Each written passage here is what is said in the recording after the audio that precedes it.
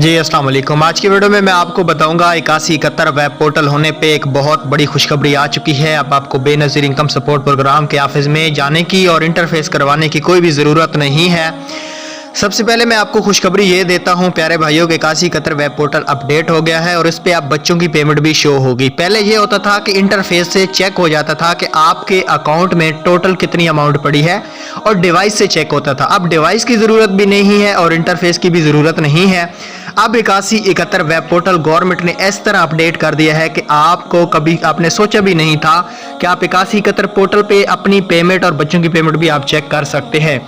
8171 portal को आप सब कस्टमर जानते होंगे और मेरे सब्सक्राइबर भी।